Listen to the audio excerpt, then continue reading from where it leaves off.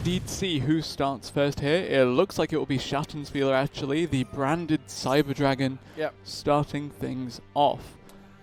Let's see now, because basically, from what we witnessed in our last matches, our players who went undefeated yesterday, both Mikami and TGS Anime, unfortunately lost today, and Schattenspieler is the last player remaining undefeated. That is a very fun narrative, actually, seeing if the second place versus the undefeated players can indeed come out ahead here. Off to a very, very strong start from Schattenspieler, though. It seems like he has every piece of that branded puzzle in his hand. From what we saw yesterday, Schattenspieler is playing a very interesting version of the Cyber Dragon deck with that branded So cards. I did want to speak to you about that, actually, because despite being Cyber Dragon with branded, it's felt more like a branded deck that just happens to have some Cyber Dragon components inside it. Talk to me about the kind of unique dynamic that both of these archetypes intersecting can really bring to the table for Schattenspieler. He has a very interesting interactions, I would like to say, because basically you can not only rely on your branded engine, basically, but you also have the Cyber Dragon ones. What Cyber Dragon cards do is basically putting a lot of damage on the field, and also what we might be seeing, that's something that we didn't see yesterday, is the power bond play. In addition to that, actually, I do want to note that most of the Cyber Dragons are light monsters, and as such, there is the potential to see more options from the extra deck, as opposed to what we saw with Pikami earlier in the day. Exactly. And here, very good turn from Schattenspieler, who puts on the field the Mirror Jade, which we saw a lot of times during this weekend, causing a lot of problems. So many fusions. So many fusions. We have seen our players relying on fusion summon monsters a lot of times this weekend, helping them out. And here, once again, polymerization being activating. And here goes with El Shadow Winder.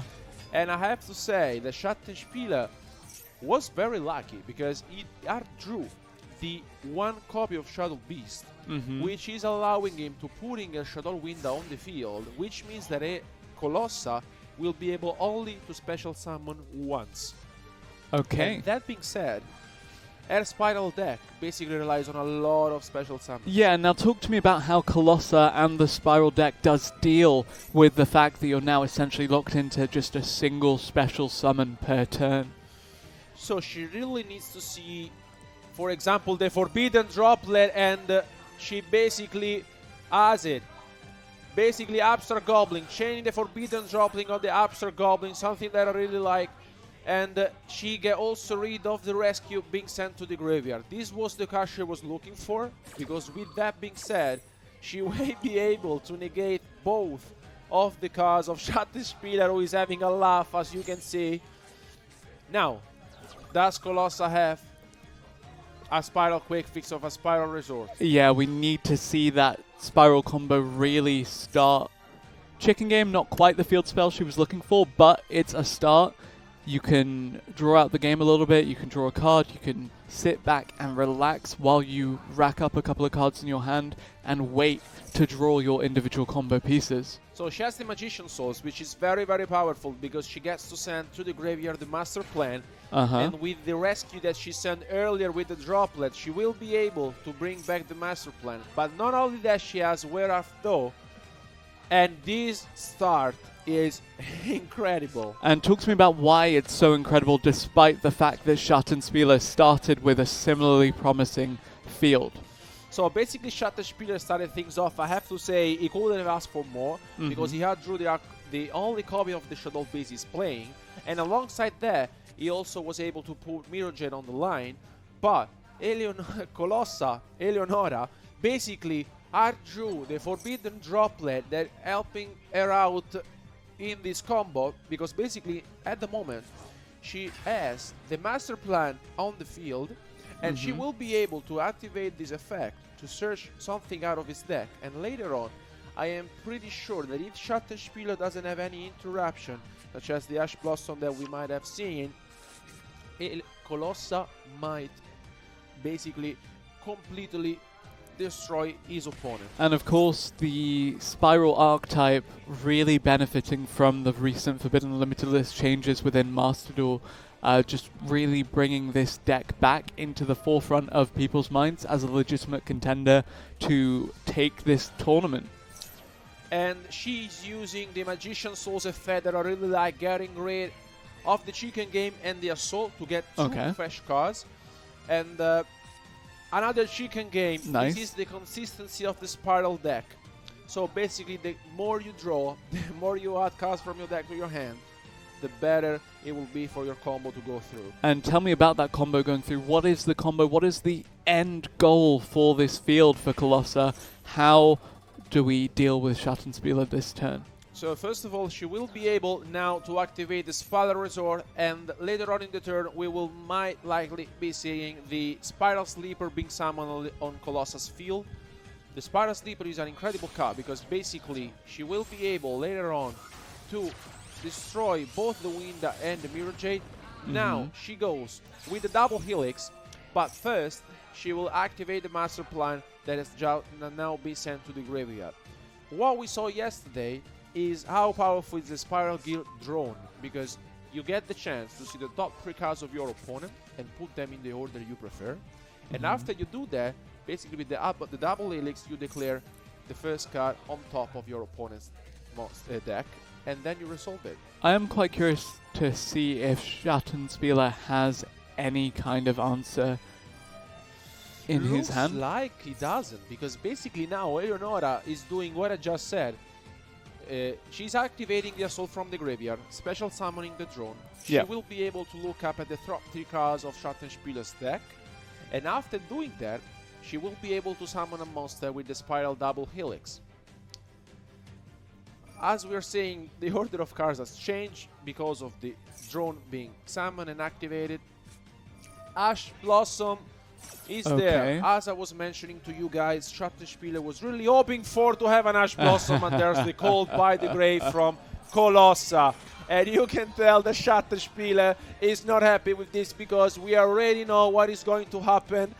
Now she will be able to resolve the double helix. So once this double helix resolves, where do we go from here? What is Colossa's end goal with these cards on the field right now? So this will be better and better, because basically from this point on, Colossa is basically free to special summon once again the Master Plan, and from this point on, either she might be going for the combo we have seen yesterday. Basically she will be able to go for either the Gryphon, or maybe she might be going even to push enough damage this turn, because with the Sleeper she will be able to activate the effect, getting rid of the Winda and the Mirror Jade, so to put enough damage on the field. But also another interesting play that she has is going for the Tri-Gate Wizard, and by having multiple Spiral Mission Rescue to the graveyard, we might be seeing that. So we will very interesting indeed. Let's see how this plays out for Colossa. On the other hand, Schattenspieler, what can he do here except sit back and watch? Exactly, as you mentioned, Schattenspieler was holding correctly, I would say, the Ash Blossom, but very interesting spicing addition to Colossa's deck, the Ghost Trick cards. Yeah, very happy to see the Ghost Trick cards, of course, because the new delightful Dwellers of Darkness solo mode is available in Master Duel right now. The accessories themed around the archetype as well look amazing, and there's even a limited time only Ghost Trick Lantern mate available as we speak. And here Colossa is showcasing us how powerful this deck is and how her knowledge about this deck. We have to say that she is playing incredibly well. Now this Celine comes to the field. Celine, Queen of the Master Magicians, of course. Typically you'd see it get Effect Veiler from the graveyard. Unfortunately, don't seem to see that from Colossa. Gonna probably get the Magician's Souls. And then it's a Link for... Okay, not the Magician's Souls. Yeah, sorry. she also has the Master Plan that she can bring back and add another rescue. Ah, okay, perfect. And as mentioned before, by doing this, basically, she will be able to push enough damage. I'm pretty sure about that, because now she's going maybe for the Tri-Wizard. Oh, he has the Nightmare Unicorn coming to the field. This is, I think, the first time we see the Nightmare Unicorn being summoned this weekend, and I really like this play because she gets rid of one of the fusion monsters from Schattenspieler. Very well played from Eleonora here, getting back the Mirror Jet to the extra deck. So, if you're Colossa here, how do you close this game out in this turn? So, by going for the Nightmare Unicorn, has she kind of sealed the deal on being able to close this one out, or do the plays continue, do you think? So she is still missing a piece that she's holding at the moment, which is the Spiral Sleeper in her hand. A very powerful card. Basically, you can banish 3 Spiral cards from your graveyard to special summon it. And then, what I really like is that you can equip from your head the Spiral Gear Last Resort. And once the Last Resort is equipped, basically you are able to destroy cards from your opponent's side of the field without destroying any of your card. And this means that by bringing back the double helix on the field, now Colossa just needs to calculate a little bit her next moves, because she might be having the game in her hands. So the Selene had the spell counters removed when the effect was negated, but who needs the Selene, Queen of the Master Magicians, on the field when you have Access Code Talker in your extra deck? Having Access Code Talker on the field, I think Eleonora, as mentioned, already knows his deck at perfection, plays her moves at heart. Incredible showcase for all of us of how powerful this deck is. Schattenspieler, on the other hand, we have just mentioned it already. He started things off very well. With the Winda being summoned, he basically locked Eleonora, but she had the Forbidden Droplet. And now, with the Firewall Dragon summoned, that is not one that you see every day. Talk to me about Firewall Dragon, actually, because I'm actually super intrigued to see how this fits into the game plan, the master plan. Firewall Dragon is incredible. So basically, once one of your monsters that is linked to Firewall Dragon goes to the graveyard, you're able to special summon one monster from your hand. And also, here, the Firewall Dragon will activate his effect. I think that Eleonora is showing us how powerful her deck is. Firewall Dragon goes to activate, and as I was telling you guys, there's also another effect which is able to bounce back monsters and cards from Schattenspieler side of the field, and Colossa takes game 1 with an impressive showcasing of the deck. And that was turn 1. Colossa just responds to an otherwise pretty formidable setup from Schattenspieler with a complete dismantling of the Cyber Dragon branded deck. We can only see and upload Colossa, because basically we saw how impressive Schattenspieler's field was. He hard drew the Shadow Beast, he was able to put the Shadow Winda on the field, and alongside with that he also had the Mirror Jade. What I really liked is that basically Eleonora got to draw the Forbidden Droplet to negate both of Schattenspieler's monster, and she showcased us the power of this deck. And Colossa now in a very good position to close this match out and look towards that semi-finals. Schattenspieler, though, his tournament is on the line. Can he make a comeback? Let's see. Schattenspieler starting things off again, and again he opens up with the Frightful Patchwork. This might be a very similar start that we saw previously in game 1. Again, I think the best line to go for, if he has, once again, the Shadow Beast, is to go for the Wind and the Mirror Jet, because if your opponent doesn't draw any copy of the Infinite Permanence or Forbidden Droplet, basically you're free to lock your opponent into special summon only one monster. There's the Ash Blossom of the branded fusion. I really like it in this situation. You have to activate it. Let's see if Schattenspieler has any other extender. He has the polymerization, which is good. Where are we going with this polymerization? Schattenspieler here needs to consider if he has any other plays, because basically he might be going for the Lubellion if he has the Tragedy in hand, but... So that setup from Schattenspieler on turn 1 of the previous game with the El Shaddai window was all but perfect for shutting down the Spiral deck. How do you make that more successful this time around? Because you had that ideal start, it wasn't enough. What needs to change to make things happen? Yeah, now he's going for the Masquerade, which I think makes sense. He's going to activate the Tragedy, because most likely she will go for a double Masquerade play. Okay. This will make a lot of sense for me, because basically, okay, maybe he just sets one. Okay, he doesn't do anything else, he just sets 2 cards. He might have gone for the double Masquerade play. Still, having one on the field is very good. We really have to see what Colossa has. Yeah, talk to me a bit about the expectations for the Spiral deck when it comes to dealing with both this Masquerade the Blazing Dragon and dealing with the fact that, you know, you have these 2 mysterious spell traps sitting there waiting to be activated. Colossa really needs to be careful about the Masquerade being on the field, because basically she also has cards such as Chicken Game that she basically pays life points to draw cards. But looks like Colossa didn't draw a very good hand. Indeed, she sets monster and a spell trap card, and looks like she is going to the end phase. Unfortunately, she didn't open up very well. And this is the most conservative turn 1 that we've seen from the Spiral deck this tournament so far. As you mentioned, this is indeed a very, very slow start from Colossa. So far this weekend we have seen her showcasing us how powerful the deck is. But Schattenspieler now, let's see if he can find a way. Okay, he goes for the Aluber. He will add another branded fusion from his deck. Called by the Grave. Called by the Grave, okay, being activated. On the other Aluber being on the graveyard. I think this is good. Still, Eleonora really needs to find a way later on to have a follow-up play, because at the moment there is nothing else going up. Of course, the Aluber will be negated.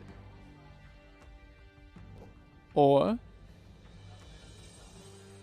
well, we're waiting for the chain to resolve, but yeah, presumably, yes, the Aluber the Jester of Despia is negated. Where do you go from here as Schattenspieler now that you have this slight disruption to your sequence of plays? Well, so basically now we can activate the Tragedy. I think that was the right play from Colossa, because she didn't have much going on. Schattenspieler activates the Tragedy, gets back the branded fusion. Let's see if Colossa might be holding another copy of Ash Blossom, for example. We will soon find out. Still, as we saw, Colossa didn't have any other interruption, looks like, and Schattenspieler is deciding what to summon with the branded fusion. So in this situation as Schattenspieler, what are your options in terms of what you get with this branded fusion, and why are you making the decision that you are? So basically here is going for the Lubellion, and maybe we will soon be seeing the Lubellion being activating indeed. So why Lubellion the Searing Dragon in this scenario? So we have to keep in mind that Colossa is left with 6,800 life points. So even if Schattenspieler doesn't seal the game in this turn, he will be able to deal some damage, and with the Masquerade being on the field, it will be enough. But the Mirror Jade indeed hits the field, and if Schattenspieler activates the Mirror Jade and gets rid of Colossa's set monster, this will be 6,300 life points, which means that he's missing 500. Let's see if he finds out the way. He goes with the Frightful Patchwork, which means that he will add a polymerization. And the Edge Imp Chain, but it's, yeah, the polymerization is the very scary part of that combination. Once the Mirror Jade, the Ice Blade Dragon is off the field. And Schattenspieler, doing some calculation, goes for the Mirror Jade activations effect, which is correct, sending the Albin to the graveyard to get rid of Colossa's set monster. And now he enters battle phase, looks like. Exactly, and the thing is that he will leave Colossa with just few last points. 7,300. It's enough. It is enough. It's enough indeed. And It's enough. Schattenspieler evens up the game score in this match. Semi-finals still on the line for both of these players. They're battling it out to having their chance to advance into the top 4. Schattenspieler showed us how powerful his deck is, how well he knows this deck. There was not much going on this time for Eleonora. We just had a monster and a spell or trap card, and Schattenspieler took advantage of it. Yeah, when the spiral magic does happen, almost unstoppable, but when you don't draw exactly the piece of that combination that you need, very, very difficult to Exactly. find any kind of semblance of the success that we saw in Game 1 for this spiral deck. But both these players looking to claim that final spot in the semi-finals, and we're looking to bring you Game 3 of that match right now. Colossa start things off this time with the Spider Resort. Wow. And she goes for the Magician Soul, sends the Sleeper, normal summon the Quick Fix. Let's see how quickly she's playing. Looks like Schattenspieler doesn't have any sort of interruption, and Colossa looks like if Schattenspieler doesn't have any interaction, Colossa will showcase us once again how powerful and how her expertise is about the Spiral deck. Very good stuff from Colossa with the Master Plan getting the Assault. We will be seeing once again the Stardom combo. So, of course, this is now Colossa starting the game, so turn 1.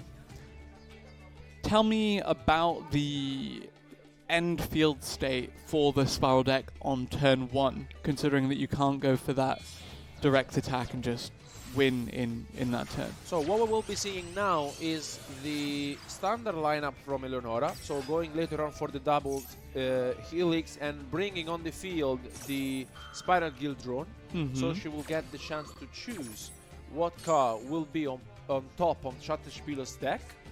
And yesterday we saw Colossa with the 2 lineup plays. Either she goes for the Nightmare Graven, setting the Appointer of the Red Lotus, so basically she take a look at Schattenspieler's hand and banishes one of his cards, or she might go for another interesting play, which is the Tri-Gate Wizard, which is basically when he is linked with other 3 link monsters, basically he can negate a spell, a trap, or monster's effect. Yeah. Now indeed, Schattenspieler, we can tell he's laughing because he doesn't have any sort of interruption. Colossa going for the drone, going for the rescue. We will soon see a double Helix being summoned on the field. Yeah, and with that double Helix presumably to come, how does Schattenspieler deal with what he is about to face off against? We are witnessing I think all the expertise from Colossa, and Schattenspieler is not happy with this because he already knows that Colossa.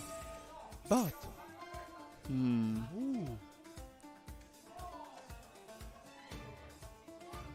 oh wow! But Colossa actually forgot what she put on top out of the drone, and she missed with the double Helix. Wow! This is incredible because basically she got the chance to see the first 3 cards of Schattenspieler's deck, but when it comes to activating the double Helix, you basically have to declare what is the top card of your opponent's deck.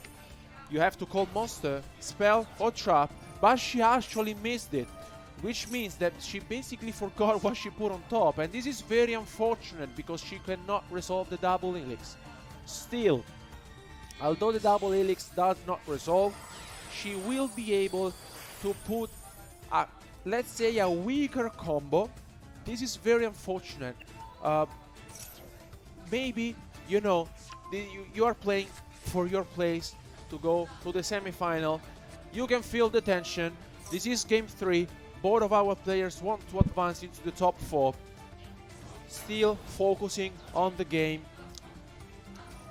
Eleonora continuing with her combo, activating the Spider Mission Rescue, bringing back the Master Plan.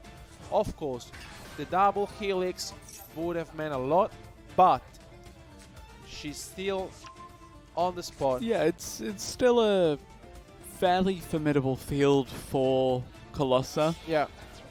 Where do you see it going from here? How do we have some setup to prevent Schattenspieler from taking back control of this game? So I think that although the double helix didn't resolve, Colossa still maintaining her composure.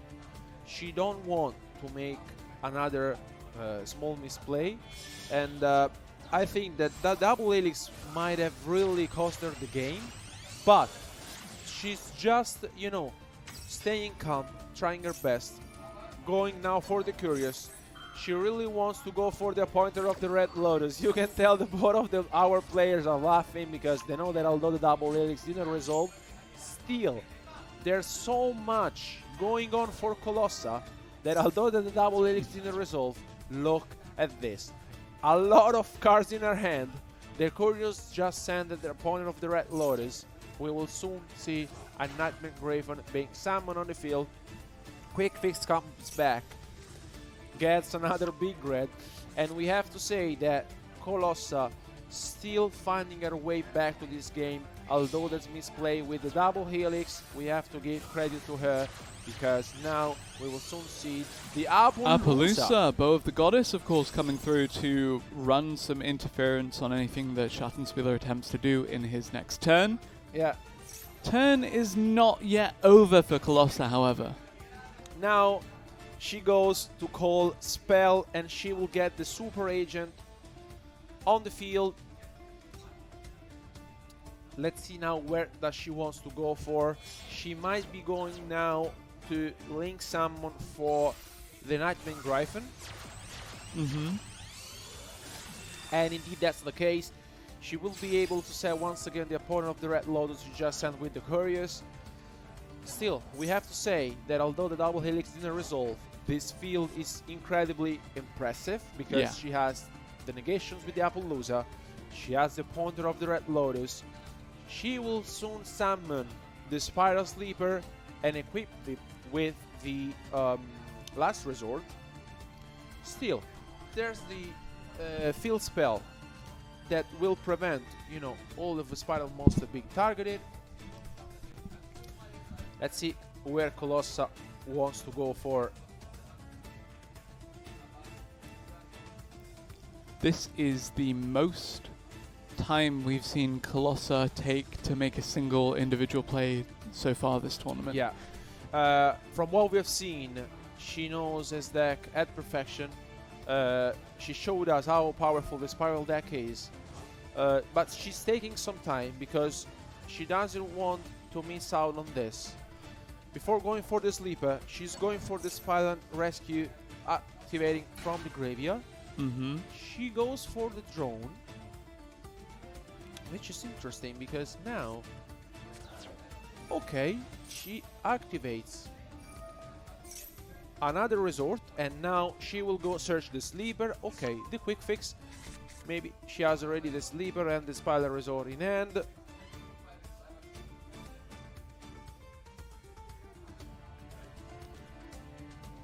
How do you deal with this as Schattenspieler? The problem here is that Colossa will be able to activate the pointer of the Red Lotus later on. And so she will be able to see what Schattenspieler has in his hand. Now she goes for the Tri-Gate Wizard. And it's, of course, co-linked, so... It is not co-linked. She needs another piece. Yes, of course. So here comes the Sleeper with the Last Resort.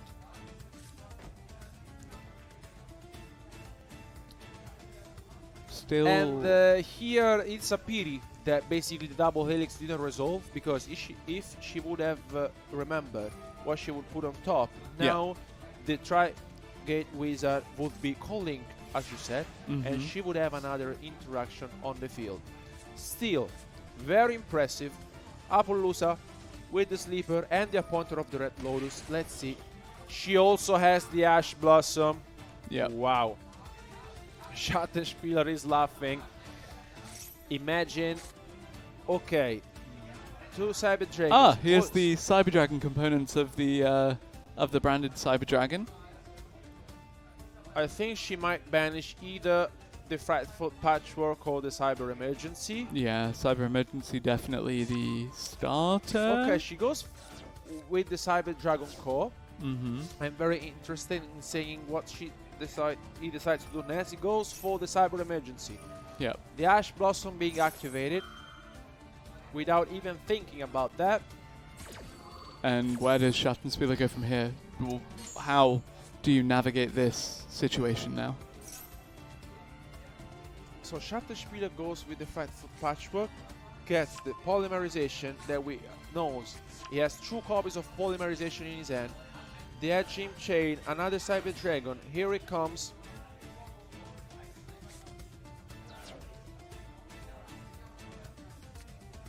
I really like this because basically he gets to Fusion Summon given that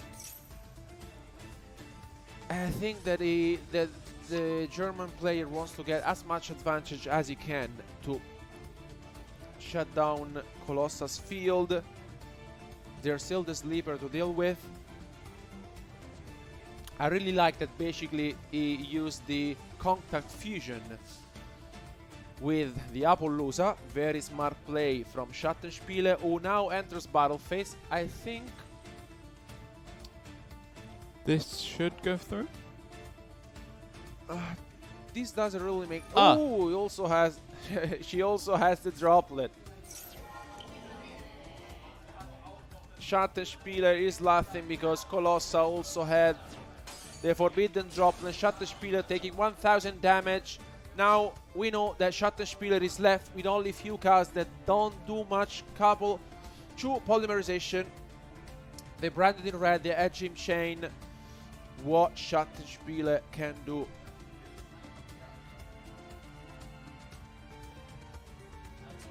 You have to imagine that Colossa is ready to close the book on this one. Yeah. Sleeper activates in the end phase. Will get rid of Schattenspieler last card, and Branded now in red. Eleonora just needs another monster to deal enough damage. Although there was a slight misplay from Colossa, she maintained her calm, she played her card, and now let's see if she will be able to put enough damage to advance into the top 4. She does. Big Red hits the field, will bring back the Spiral Double Helix. Quick Fix hits the field, she just needs to enter the battle phase. And Colossa now looking to secure her place in the top 4 of this tournament, as you mentioned. Our final semi-finalist about to secure her spot. Very well played by Colossa. That she seals the game, wins the match, 2-1 over Schattenspieler, and once again, our other player who was undefeated yesterday loses to another player. What a match. And let's hand it over to Ed for an interview with the victorious Colossa.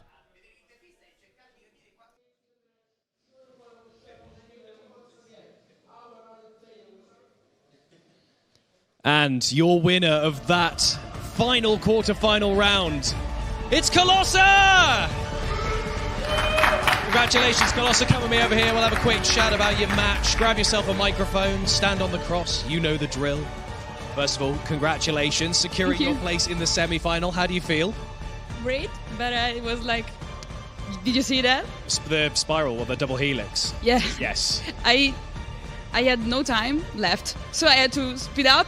And when I saw the okay, I just clicked it, and then I realized that we all saw the head in the hands. Yeah. So let's talk about this, because that was the only 3-game round that we've seen in the quarterfinals. Really? All the other were a 2-0 sweep. So this one was very down to the wire. We weren't entirely sure what was going to actually happen in that. In that first one, you had so many moments where you just stopped Schattenspieler's plays. The Forbidden Droplet on the Winder and the Mirror Jade. You did the Call by the Grave on the Ash, and you just continued the combo. You summoned Nightmare Unicorn, and you shuffled Mirror Jade back into the deck. You got the access code and Firewall Dragon out. It was just a great game one. So how were you feeling in game one? In game one, I was like, I do an okay end at the very beginning, because I didn't have combo. But then I just like drew 5 just because of chicken game and upstairs goblin, and then I drew magician souls and resort, and that's full combo. So I'm really, really sorry, because deck is really, really obscene, I'd say. It was the great 0. Absolutely, it was great watching these in game 1 and 3. Watching the sort of just constant flow of cards that you were putting out in those absolutely sweeping combos, building up huge fields. That second game, though, like we talked about, you didn't quite draw into what you needed. Yeah, I bricked. Yeah, so it was a slightly difficult start, and then Schattenspieler just built that very powerful field and attacked for game. Were you worried at that point that that could happen in game 3, or were you confident that you have loads of options, game 3 could go your way? I felt like a 50-50 maybe, because that deck is like pointing on something that you can be sure of, because when you open the end and you see no starters, you're like, okay, this is a lose. And then okay, when you see maybe resort and another extender, you say, okay, then I can do my combo. But yeah, it's a bit 50-50, I'd say. I was like, no, I'm not that confident when going to. I was not confident at all when I started game 3, because I didn't think I could open with something playable. I thought I was gonna brick another time. Yeah. And then game 3 yeah. obviously went first, and then, like you just mentioned, there was the slight misplay with double heat. I'd say a huge miss. Okay, it was a huge misplay where you clicked the monster card by you just okayed on monster it's card. Because there's the timer, and so Yeah. I was clicking really, really fast just to finish my combo, because, you know, it takes a lot of time. But it didn't matter in the end. You still managed to play around it despite that. So that's testament to your skill with the Spiral deck, that even though there was the big misplay, you managed to get around it. Yeah. You maintained the momentum. You had Appaloosa and Griffin. And then there was the moment with Pointer of the Red Lotus and stuff. Banished the Cyber... Very broken. You banished the Cyber Dragons. And then that was when you Forbidden Droplet on the Mega Fleet to make it... Make him crash, yeah. That was great watching that moment. And then you just had that great field, swung in for game, and you won it. So you're in to the semi-finals, which means you are against Elgardian's Celta. So how are you feeling about going up against an Umi deck? Really, really bad, just really? Because that deck, I think, is underestimated, because it really has a nice plays and strong cards, because it recently received supports, and it's really good, I think. It's very good, and there's a lot of moments of control. It just locks you out of playing. So there can be only one. Yeah, that's really hard to deal with. So we'll be interested to see how you fare in the semi-finals against that. But congratulations again. We will see you in a couple of duels' time. So guys, we're going to quickly show you on screen now what the current standings are looking like and what duels you're going to be seeing next. As you guys can see there, we've got Lithium versus Revs cards, and then we've got Colossa versus Elgardian Celta, all the winners of those quarterfinals. We are going to be having ourselves a quick 15-minute break, and then we're going to be straight back in with those semi-final matches before we head into that third place match and then the grand final. It's going to be very exciting. Thank you very much for watching the Master Duel Invitational so far. Stick around, there's plenty more coming.